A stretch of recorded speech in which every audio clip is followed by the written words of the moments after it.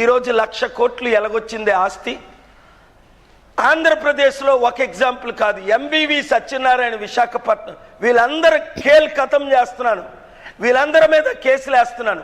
MVV Satyanarayana YCP, ఇప్పుడు ఎమ్మెల్యేగా, నేనంటే చాలా గౌరవం, ఎంపీగా ఉన్నాయన, నేను పోటీ చేస్తానన్నసరికి కేఏ పాల్ పవన్ కళ్యాణ్ కంటే 1000 రెట్లు బెటర్ అని ఆయన ఈస్ట్ ఎమ్మెల్యే అయిపోతున్నారు, నన్ను ఎంపీగా మద్దతు ఇస్తున్నారు. అయినప్పటికీ ఒక క్రైస్తవ బాప్టిస్ట్ మిషన్ 500 కోట్లు విలువైన భూమిని కబ్జాలు చేసి బిల్డింగ్లు కట్టుకుంటున్నారు.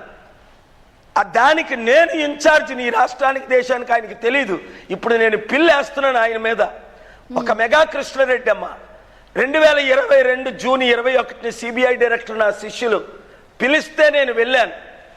అయా కాళేశ్వరం ప్రాజెక్టు తెలంగాణలో 1,10,000 కోట్లు, వడ్డీతో 2 లక్షల కోట్లు అయిపోయింది. వాటర్ సరిగ్గా కట్టలేదు, వాటర్ సరిగ్గా రావట్లేదు. మేము 2,000 ఇచ్చి 2 రోజులకు ఒకసారి అమీర్పేట హైదరాబాద్లో వాటర్ కొనుక్కుంటున్నాం. నిన్న కాక మొన్న కేసీఆర్ గారు వాటర్ కొనుక్కున్నారు. ఇలాంటి దుస్థితి ఎందుకు వచ్చింది? ఎంత అవినీతి జరిగిందంటే 1,10,000 కోట్లు, 60,000 కోట్లు మెగా కృష్ణారెడ్డి అవినీతి చేశాడు. ఏమన్నాడు రేవంత్ రెడ్డి తమ్ముడు?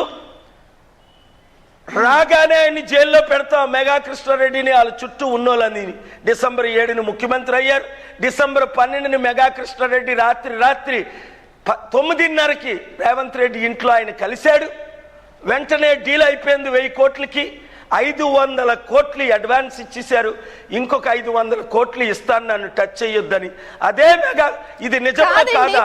రేవంత్ రెడ్డి అంటున్నారు కదా, మీ స్థాయి మీరు తగ్గించేసుకుంటున్నారని అందరు అంటున్నారు. మీరు ప్రపంచ స్థాయి ప్రబోధకుడు, ఆ ప్రపంచ స్థాయి నాయకులతో ఉండే మీరెందుకు ఇట్లా తగ్గిపోతున్నారు? మీ స్థాయిని మీరే తగ్గించేసుకుంటున్నారు. ఇలా అందరి మీద చేసి ఒక కమీడియన్, జోకర్ అని అంటున్నారు కదా అందరూ. ఒకటి